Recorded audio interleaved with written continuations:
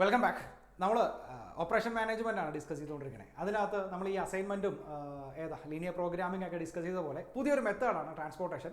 പക്ഷേ അതുപോലെ വളരെ എളുപ്പമല്ല, കുറച്ചധികം കാര്യങ്ങൾ ഡിസ്കസ് ചെയ്യാനുള്ളതാണ്, കുറേ കൺഫ്യൂസിംഗ് ആണ്, കുറേ 2, 3, 4 മെത്തേഡ്സ് പഠിക്കാനുണ്ട്. ട്രാൻസ്പോർട്ടേഷൻ എന്താണെന്ന് പറയാം. ഇപ്പം നിങ്ങളൊരു കാര്യം ആലോചിച്ച് നോക്കി, നമുക്കൊരു 3 ഫാക്ടറീസ് ഉണ്ട്, അല്ലെങ്കിൽ ഒരു 3 ഗോഡൗൺ ഉണ്ട്.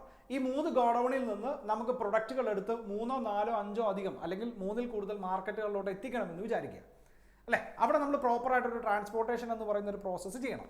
അങ്ങനെ ചെയ്യുമ്പോൾ ആസ് എ കോസ്റ്റ് അക്കൗണ്ടന്റ് നമ്മൾ എന്ത് ചെയ്യണം? ഇതിനെ വളരെയധികം മിനിമം കോസ്റ്റിലോട്ട് കൊണ്ടുവരാൻ നോക്കണം, വേണ്ടേ?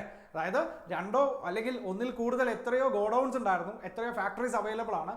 അതിൽ നിന്ന് പ്രോപ്പറായിട്ട് നമുക്ക് ഈ പറയുന്നത് പോലെ മാർക്കറ്റ് അല്ലെങ്കിൽ ഇവിടുന്ന് ഗുഡ്സ് എടുത്ത് പ്രോപ്പറായിട്ട് മാർക്കറ്റിലോട്ട് എത്തിക്കാൻ പറ്റണം. അങ്ങനെ എത്തിക്കുമ്പം ഏത് രീതിയിൽ വേണമെങ്കിലും നമുക്ക് ട്രാൻസ്പോർട്ടേഷൻ എന്ന് പറയുന്ന പ്രോസസ്സ് ചെയ്യാം.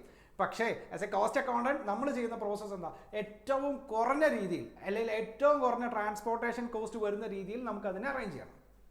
ഓക്കെ, സോ അതിനാണ് നമ്മളിവിടെ ട്രാൻസ്പോർട്ടേഷൻ എന്ന് പറയുന്ന മോഡലിനെ പഠിക്കുന്നത്. അവിടെ അസൈൻമെന്റ് ആണെങ്കിലും LP ആണെങ്കിലും നമ്മൾ 1-ൽ കൂടുതൽ മോഡൽസിനെ കുറിച്ച് ഡിസ്കസ് ചെയ്തില്ലായിരുന്നു. പക്ഷേ ഇവിടെ 3 മോഡൽ അനുസരിച്ച് പ്രോബ്ലം ചെയ്യണം. 3 model. The first one is called lowest cost method എന്ന് പറയും, and the second one is called northwest corner method എന്ന് പറയും, and the third one is called Vogel's approximation method എന്ന് പറയും. The most important one, Vogel's approximation method. മനസ്സിലായി? So 3 method അനുസരിച്ച് നമ്മൾ ഈ കാര്യങ്ങൾ ചെയ്യണം. ഇത് ചെയ്യണതിന് മുമ്പ് മനസ്സിലാക്കേണ്ടത് നമ്മൾ എന്താണ് ട്രാൻസ്പോർട്ടേഷൻ എന്നുള്ള കേസാണ് മനസ്സിലാക്കേണ്ടത്. എന്താ?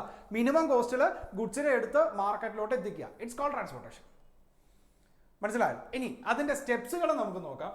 ഇവിടെ നോക്കി, method of solving transportation problem. ഈ 3 മെത്തേഡ് ആണെങ്കിലും ശരി നമ്മൾ ഫോളോ ചെയ്യേണ്ടത് ഒരേ സ്റ്റെപ്സാണ്. The first one is called obtain a basic feasible solution. ഒരു ബേസിക് ആയിട്ടുള്ള ഫീസിബിൾ സൊല്യൂഷൻ കണ്ടുപിടിക്കണം. അത് കണ്ടുപിടിക്കാനാണ് നമുക്ക് ഈ 3 മെത്തേഡ്. നോക്കി, the following are the methods for obtaining basic feasible solution of a transporting problem. അത് ഏതൊക്കെയാണ്? North west corner rule, lowest cost entry rule and Vogel's approximation method. അതായത് ഇതൊക്കെ ഏതിനു വേണ്ടി മാത്രമാണ്? ഈ പറയുന്ന ബേസിക് ഫീസിബിൾ സൊല്യൂഷൻ കണ്ടുപിടിക്കാൻ വേണ്ടി മാത്രമാണ്. And the process number 2, test the solution obtain in step A for the optimality. അതായത് ബേസിക് ഫീസിബിൾ സൊല്യൂഷൻ കിട്ടിയാൽ അതിനെ ഒപ്റ്റിമാലിറ്റി ടെസ്റ്റ് ചെയ്യണം. അതെന്താണെന്ന് പറയാം, അതെങ്ങനെയാണെന്നും പറയാം. And the third one, if the operations of step B suggest for non-optimal solution, then go for step D. അതായത് optimality test ചെയ്തു, optimal അല്ല എന്ന് വിചാരിക്കുക. അങ്ങനെയാണെങ്കിൽ നേരെ തിരിച്ച് അസൈൻമെന്റ് ചെയ്ത പോലെ അതേ പ്രോസസ്സ് തന്നെയല്ല ചെയ്യണേ. Step D, improve the basic feasible solution. എന്ത് ചെയ്യണം? ബേസിക് ഫീസിബിൾ സൊല്യൂഷനെ വീണ്ടും നമ്മൾ ഇംപ്രൂവ് ചെയ്യണം. അതൊന്നും ചെറിയ പ്രോസസ്സുകളല്ല കേട്ടോ, കുറേ അധികം സ്റ്റെപ്സുകൾ വരുന്ന കാര്യമാണ്.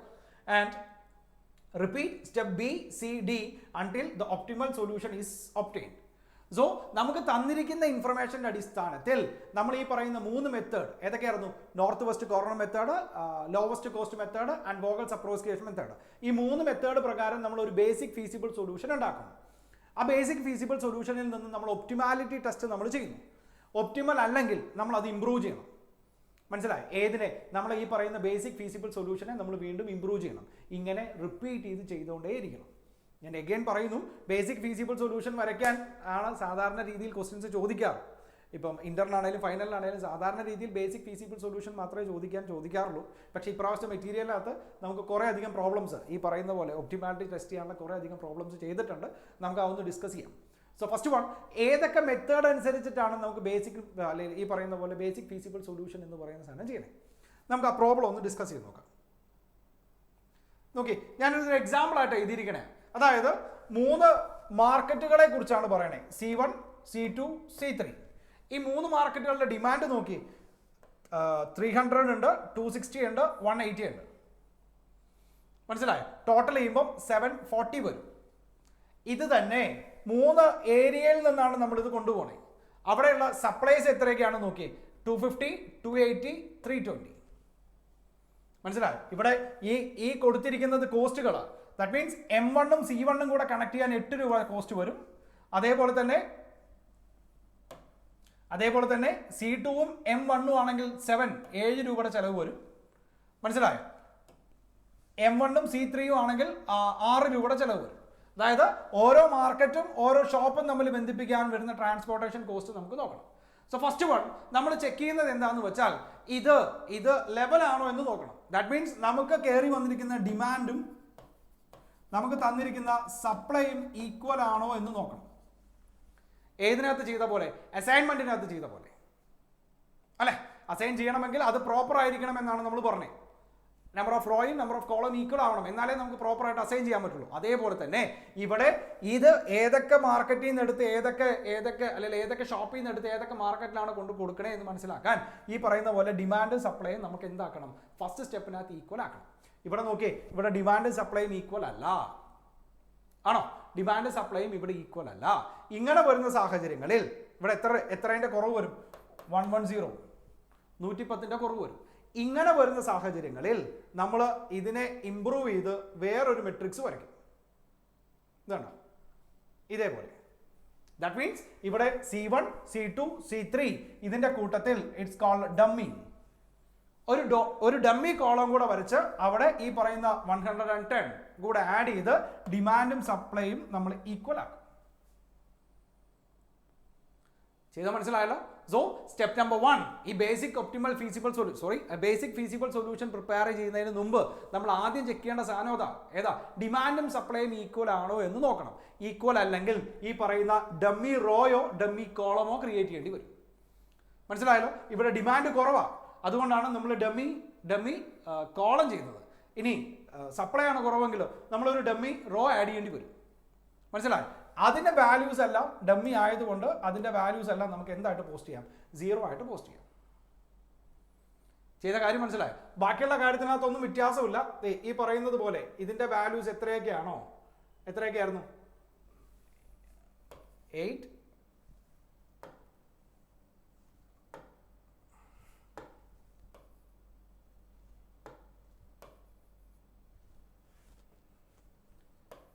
8, 7, 6, 5, 4, 9, 7, 5, 5, 0. ഡമ്മി ആയതുകൊണ്ട് നമുക്കത് 0 ഇടാം. മനസ്സിലായോ? സോ ഇനീഷ്യൽ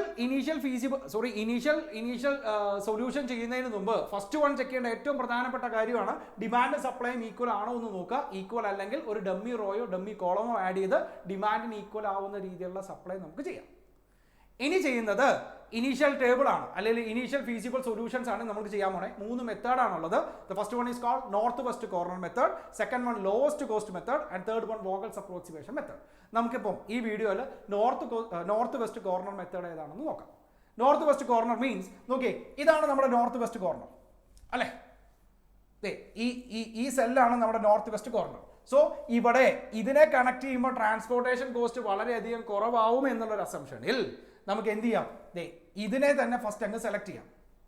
ഇതിനെ സെലക്ട് ചെയ്യുമ്പോൾ നോക്കേണ്ടത് ഇവിടെ ഡിമാൻഡ് എന്ന് പറയുന്നത് 300ഉം ഇവിടെ വരുന്ന മാക്സിമം സപ്ലൈ എന്ന് പറയുന്നത് 250 ആണ്. അതായത് M1 എന്ന് പറയുന്നതിന്റെ മാക്സിമം സപ്ലൈ പറയുന്നത് എത്രയാ? 250 ആണ്. മനസ്സിലായോ? M1 എന്ന് പറയുന്ന ഗോഡൌൺ ആവാം, അല്ലെങ്കിൽ ഒരു ഷോപ്പ് ആവാം, എന്ത് വേണേലും ആവാം. ആ M1ന്റെ മാക്സിമം സപ്ലൈ എന്ന് പറയുന്നത് 250 ആണ്. പക്ഷേ C എന്ന് പറയുന്ന മാർക്കറ്റിൽ ടോട്ടൽ ഡിമാൻഡ് എത്രയുണ്ട്? 300 വരും ടോട്ടൽ ഡിമാൻഡ്. സോ നമ്മൾ ഈ കോളം സെലക്ട് ചെയ്യുന്നു, അല്ലെങ്കിൽ ഈ സെല്ല് സെലക്ട് ചെയ്യുന്നു. ആ സെല്ലിനകത്ത് മാക്സിമം അലോക്കേറ്റ് ചെയ്യാൻ പറ്റുന്നത് നമ്മൾ അലോക്കേറ്റ് ചെയ്യുന്നു. എത്രയാ? ഇവിടെ നോക്കിയേ, മാക്സിമം 250 ആണ് നമുക്ക് അലോക്കേറ്റ് ചെയ്യാൻ പറ്റണേ. 250 നമ്മൾ അലോക്കേറ്റ് ചെയ്യും. അങ്ങനെയല്ലേ? ഡിമാൻഡും സപ്ലൈയും ഏറ്റവും ചെറുത് ഏതാണോ അത്രയും നമുക്ക് ചെയ്യാൻ പറ്റുള്ളൂ. കാരണം ഇവിടെ 300 ഡിമാൻഡ് ഉണ്ടെന്ന് പറഞ്ഞിട്ട് അങ്ങനെ ചെയ്യാൻ പറ്റില്ല. കാരണം ഇവിടെ ഈ M1 എന്ന് പറയുന്ന മാർക്കറ്റിൽ ആകെ ഡിമാൻഡ് എന്ന് പറയുന്നത് സപ്ലൈ എന്ന് പറയുന്നത് എത്രയേ ഉള്ളൂ? 250 ഉള്ളൂ. ആ 250 ഫുള്ളായിട്ട് നമ്മൾ ഏതിലോട്ട് കൊടുത്തു? ഈ പറയുന്ന C1 എന്ന് പറയുന്ന സെല്ലിലോട്ട് കൊടുത്തു. ഇപ്പോൾ ഇവിടെ 300 ഇല്ല, 300 മൈനസ് 250 ബാലൻസ് എത്ര മാത്രമേ വരുള്ളൂ? 50 മാത്രമേ വരുള്ളൂ അല്ലേ? കാരണം C1 എന്ന് പറയുന്ന മാർക്കറ്റിനകത്ത് ടോട്ടൽ ഉണ്ടായിരുന്ന ഡിമാൻഡ് 300 ആണ്. അതിനകത്ത് 250 പോയി, ഇനി 50 കൂടെ മതി. ഒരു ചെറിയ ചേഞ്ചും കൂടെ ഉണ്ട്. ഇനി ഈ റോ ഇല്ല. കാരണം എന്താ? ഇത് ഫുള്ളായിട്ട് പോയി. ഈ റോയ്ക്കകത്ത് ആകെ കയറി വരുന്ന 250 ഡിമാൻഡാണ് അല്ലേ? ആ ഡിമാൻഡ് ഫുള്ളായിട്ട് നമ്മൾ എവിടെ കൊടുത്തു? ഈ പറയുന്ന C1 എന്ന് പറയുന്ന, അല്ലെങ്കിൽ C1 M1 എന്ന് പറയുന്ന സെല്ലിനകത്ത് കൊടുത്തു. ഇത്രയുമാണ് നമ്മുടെ പുതിയ മെട്രിക്സ്. മനസ്സിലായോ? ഈ പുതിയ മെട്രിക്സിന്റെ നോർത്ത് വെസ്റ്റ് കോർണർ നോക്കണം. ഏതാ? ഇത് വരും. ഇത് പോയി കഴിഞ്ഞാൽ അടുത്ത നോർത്ത് വെസ്റ്റ് കോർണർ എന്ന് പറയുന്നത് ഇതാ അല്ലെ? ഇവിടെ നോക്കിയേ, ഇവിടെ ഇനി C1ന് ഡിമാൻഡ് 50 ഉള്ളൂ. പക്ഷെ ഇവിടെ സപ്ലൈ എത്രയുണ്ട്? 280 ഉണ്ട്. ആണോ? സോ മാക്സിമം അലോക്കേഷൻ എന്ന് പറയുന്നത് എത്ര മാത്രം മതി? 50 മാത്രം മതി. അതായത് M2ന് നമുക്ക് 280 യൂണിറ്റ് സപ്ലൈ ചെയ്യാൻ പറ്റും. പക്ഷേ ഈ സെല്ല് ചൂസ് ചെയ്തത് കൊണ്ട് ഇവിടെ ആകെ ഡിമാൻഡ് ഇനി എത്ര മതി? 50 മതി. 50 കൂടെ കിട്ടിക്കഴിഞ്ഞാൽ ഇത് 0 ആയി. മനസ്സിലായോ? ദാറ്റ് മീൻസ് ഇനി ഇവിടെ 280 ഇല്ല, പകരം 230 ഉള്ളൂ. 50 നമ്മൾ അലോക്കേറ്റ് ചെയ്തു. മനസ്സിലായോ? 50 അലോക്കേറ്റ് ചെയ്തപ്പോൾ ഒരു ഗുണം കൂടെ നിങ്ങൾ ആലോചിച്ച് നോക്കിയേ. ഇനി C1 ഇല്ല. C1 ഉണ്ടോ? C1ന്റെ ടോട്ടൽ എത്രയായിരുന്നു? 300 ആയിരുന്നു. 300 കിട്ടി. ദാറ്റ് മീൻസ് C1 ഇല്ല, ഇനി തൊട്ട് M1 ഇല്ല. ഇനി വരുന്ന പുതിയ മെട്രിക്സ് എന്ന് പറയുന്നത് ഇത് മാത്രമാണ്. അതിന്റെ നോർത്ത് വെസ്റ്റ് കോർണർ എന്ന് പറയുമ്പോൾ ഇത് വരും, ഈ സെല്ല് വരും. ഇവിടെ നിങ്ങൾ ആലോചിച്ച് നോക്കിയേ, M2ന്റെ ബാലൻസ് സപ്ലൈ 230 യൂണിറ്റ്സ് ആണ്. M2ന്റെ ബാലൻസ് സപ്ലൈ 230 യൂണിറ്റ്സ് ആണ്. പക്ഷേ C2ന്റെ ടോട്ടൽ ഡിമാൻഡ് എത്രയാണ്? 260 ആണ്. സോ മാക്സിമം പോസിബിൾ അലോക്കേഷൻ എന്ന് പറയുന്നത് 230 ചെയ്യാം അല്ലേ? ഇത് 0 ആയി, ഇനി ഇതില്ല. C2ന്റെ അവസ്ഥ ആലോചിച്ച് നോക്കി. C2ന്റെ ടോട്ടൽ ഡിമാൻഡ് 260 ആണ്, പക്ഷെ 230 മാത്രമേ കിട്ടിയിട്ടുള്ളൂ. സോ നമുക്ക് ബാലൻസ് എത്രയും കൂടെ വരും? 30 കൂടെ വരും. മനസ്സിലായോ? സോ പുതിയ മെട്രിക്സ് എന്ന് പറയുന്നത് ഇത്ര മാത്രമേ വരുള്ളൂ. ഇതിന്റെ നോർത്ത് വെസ്റ്റ് കോർണർ എന്ന് പറയുന്നത് ഇതാ. ഇവിടെ മാക്സിമം നമുക്കിനി വേണ്ട ഡിമാൻഡ് 30 ആണ്. സപ്ലൈ എത്രയുണ്ട്? 320 ഉണ്ട്. 320 മൈനസ് 30 ചെയ്യുമ്പോൾ നമുക്ക് എത്ര വരും? 290 വരും. ഓക്കെ, എല്ലാം പോയി. ഈ രണ്ട് സെല്ല് മാത്രമേ ബാക്കിയുള്ളൂ. ഇവിടെ 180 കൊടുക്കാം, ഇവിടെ 110 കൊടുക്കാം. നമുക്ക് എത്രയായി? 290 വരും. ഇവിടെ 0 വരും. ഇവിടെയും 0 ആയി, ഇവിടെയും 0 ആയി, ഇവിടെയും 0 വരും. മനസ്സിലായി? ഇത് ഇനീഷ്യൽ മാത്രം കേട്ടോ. ഇനീഷ്യൽ ടേബിൾ അല്ലെങ്കിൽ ഇനീഷ്യൽ മെട്രിക്സ് മാത്രമാണത്. സോ എന്താണ് ട്രാൻസ്പോർട്ടേഷൻ എന്ന് മനസ്സിലാക്കുക. ട്രാൻസ്പോർട്ടേഷന്റെ മെത്തേഡ് ഈ പറയുന്നത് പോലെ ഇനീഷ്യൽ ടേബിൾ വരയ്ക്കണം, ഒപ്റ്റിമാലിറ്റി ചെക്ക് ചെയ്യണം. ചെക്ക് ചെയ്തില്ലെങ്കിൽ ഇനീഷ്യൽ ടേബിളിനെ നമ്മൾ വീണ്ടും ഇംപ്രൂവ് ചെയ്യണം. ആ ഒപ്റ്റിമാലിറ്റി ചെക്ക് ചെയ്യാൻ വേണ്ടിയിട്ടുള്ള ഇനീഷ്യൽ ടേബിളിനകത്ത് 3 മെത്തേഡിലാണ് നമുക്ക് കാര്യങ്ങൾ ചെയ്യേണ്ടത്. അതിനകത്ത് ആദ്യത്തെ മെത്തേഡാണ് ഈ പറയുന്ന നോർത്ത് വെസ്റ്റ് കോർണർ മെത്തേഡ് എന്ന് പറയുന്ന സാധനം. അവിടെ നമ്മൾ ഫസ്റ്റ് ചെക്ക് ചെയ്തത് ഡിമാൻഡിന് ഈക്വൽ ആയിട്ടുള്ള സപ്ലൈ ഉണ്ടാക്കണം. അതിനുവേണ്ടി നമ്മൾ എന്ത് ചെയ്തു? ഒരു അഡീഷണൽ ഡമ്മി റോയോ ഡമ്മി കോളമോ നമ്മൾ ആഡ് ചെയ്തു. എന്നിട്ട് ഡിമാൻഡ് ഈക്വൽ ടു സപ്ലൈ ആക്കി. എന്നിട്ട് നോക്കി, ഈ പറയുന്ന നോർത്ത് വെസ്റ്റ് കോർണറിനകത്തുള്ള സെല്ലെടുത്തു. ആ സെല്ലിനകത്തുള്ള മാക്സിമം അലോക്കേഷൻസ് നമ്മൾ ചെയ്തു. ആ സെല്ല് ആയതുകൊണ്ട്, അല്ലെങ്കിൽ ആ റോ ആയതുകൊണ്ട് ആ റോയിനെ ക്യാൻസൽ ചെയ്തു. ഇവിടെ ആ കോളത്തിനകത്ത് ഇനി ഒരു 50 കൂടെ ബാക്കി വരും. സോ അടുത്ത നോർത്ത് വെസ്റ്റ് കോർണർ നമ്മൾ സെലക്ട് ചെയ്തു. മനസ്സിലായി? ഇങ്ങനെ റിപ്പീറ്റ് ചെയ്ത് നമുക്ക് ചെയ്യാം. അങ്ങനെ എല്ലാം ഈ പറയുന്ന ഡിമാൻഡും സപ്ലൈയും ഫുള്ളായിട്ട് നമുക്ക് ഏതിലോട്ട് അലോക്കേറ്റ് ചെയ്യാൻ പറ്റും? ഈ പറയുന്ന മെട്രിക്സിനകത്തോട്ട് അലോക്കേറ്റ് ചെയ്യാൻ പറ്റും. ഓക്കെ, ഒന്ന് വരച്ച് നോക്കുക. നമുക്ക് അടുത്ത വീഡിയോയിൽ നമുക്ക് എന്ത് ചെയ്യാം? നമ്മുടെ ലോവസ്റ്റ് കോസ്റ്റ് മെത്തേഡ് എങ്ങനെയാണെന്ന് നോക്കാം. ബൈ.